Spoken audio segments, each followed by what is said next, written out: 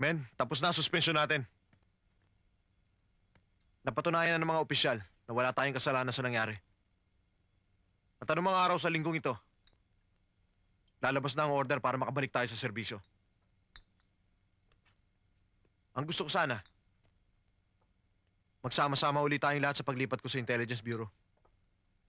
Yun ang dahilan kung ba't ko kayong lahat pinatawag dito. Sasama ako. Tama na siguro pinagsilbi natin sa Special Forces. Ba't to sa kanila? Kayo na lang. Kung baliwala sa inyong ginawa nila sa atin, para sa akin malaking bagay yon. Dahil pangalan ko dinumihan nila. Hindi lang naman ikaw yung sinuspende, Alex eh. Sama-sama tayo. Ang importante, napatunayan wala tayong kasalanan. Pinaiikutan tayo ng mga yon. Kayo naman sakay ng sakay. Alam nyo, kung ginawa nila sa atin yun ng minsan, pwede rin lang ulitin. Kung sa tingin natin, nagkamali ang ilang opisyal, huwag natin kakalimutan. Pinagtanggol tayo ng CEO natin. Dapat lang. Dahil mga tao niya tayo eh. Pero ang punto, pinalabas niya tayo masama. Pare-pareho lang lahat ng opisyal na yan. Mahusay lang tayo pag pinakikinabangan. Pero sa oras na wala tayo silbi, para lang tayong basa na itatapon. Hindi lahat ng opisyal ay kagaya ng sinasabi nyo.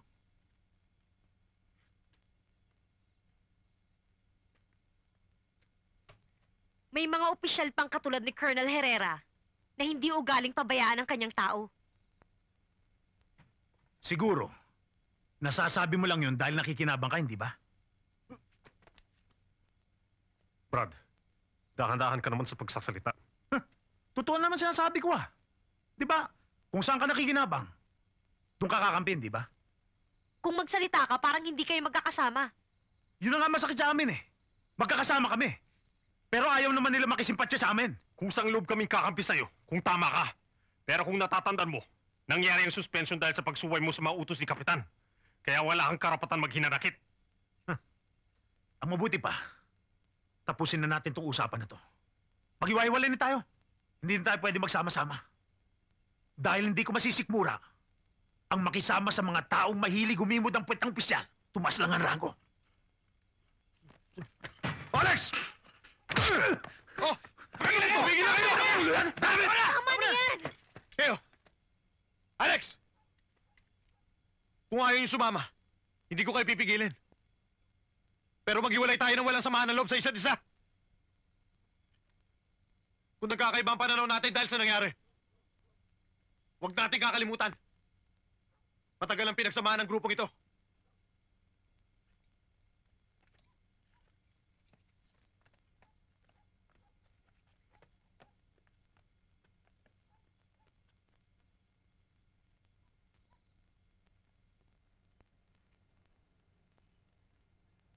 Everybody please rise. The court is now in session. Silence is enjoined.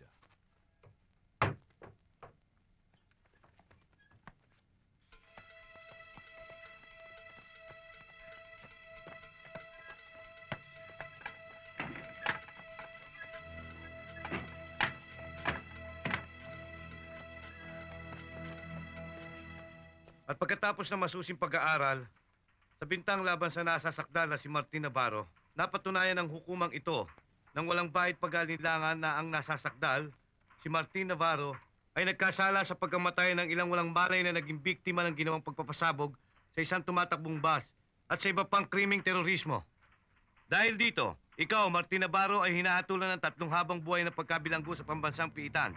Nilagdaan, Hukom Conrado Veluz, ngayong ika-25 ng Abril taong 1977. Siyang pinag-uutos.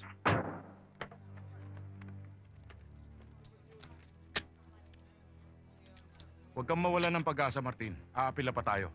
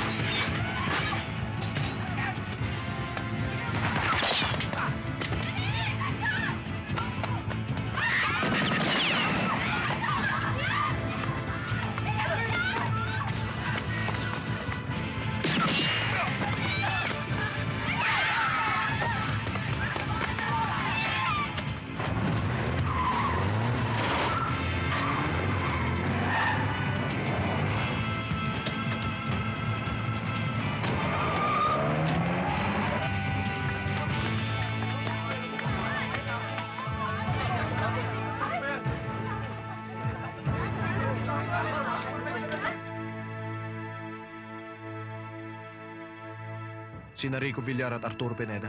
Kasama sila sa mga umagaw kay Martin Navarro kapon. Silang dalawa lamang ang identified. Ayon sa mga testigo at mga pulis, puro may mga takip sa muka ang lumusob sa korte. Doon nga ako nagtataka, sir, kung bakit nasangkot sila sa kasong ito. Bago pa man kayo malipat dito sa Bureau, may nangyaring hold up dito sa bangko kung saan napatay ang mga bank robbers. At ang lahat ay kasama sa listahan ng mga sundalong awol, maliban dun sa 2 nakatakas.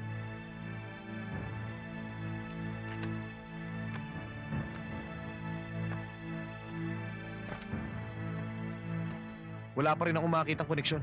Alin man sa dalawa ang pwedeng dahilan. Kasabwat sila ng mga terorista para manggulo. O may isang taong gumagamit sa kanila para sa isang objective na sa ngayon ay hindi natin alam. Hindi naman siguro, sir. Baka nagkataon lang. Sana nga'y tama ka. Napakalaking problema nito pag nagkataon. Yan nga ang dahilan kung bakit ko kinuha dito. Dahil alam ko ang kakayahan mo pagdating sa intelligence gathering, Daniel. Hindi ko pwedeng ibigay ang mission nito kay Gina. Dahil alam ko napakadelikado siya sa mabayang katulad niya. And I believe there's more than meets the eye. Gusto kong kalkalin yung dalawa ito. At alamin niyo ang lahat-lahat. Para sa atin. Eh kung totoong kasama na ng mga terorista ang mga dating kasama natin, mahirapan tayo makalapit sa kanila.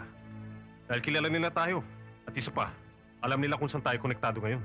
At hindi pa lalantad ang mga yun. Dahil alam nilang mainit pa sila.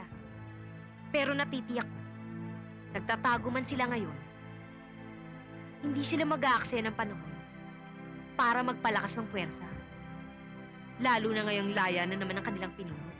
Kung talaga magtatago sila, tsak sa isang lugar na mahirap hanapin. Yun ang problema natin, sir. Hindi problema yon, Daniel. Dahil meron tayong tao sa grupo ng mga terorista. Deep penetration agent, sir. Oo. Malaki may tutulong niya sa atin upang malaman natin kung sino ang mga sangkot sa grupo. At kung totoo ang sabuatan ng mga teroristang pinamumunuan ni Martin Navarro at ang mga sundalo. Kung talagang may DPA tayo, sir, bakit si Martin Navarro pa lang ang na-identify? Ang mission niya ay alamin ang mga matataas na pinuno ng grupo. At kung hindi pa siya tumatawag sa atin, may palagay ako na hindi pa buo ang listahan niya. Kung gano'n, wala tayong magagawa, sir, kundi hintayin ang pakikipagkita niya sa atin. At umasa na magkaroon ng magandang bunga ang pag-penetrate niya sa grupo.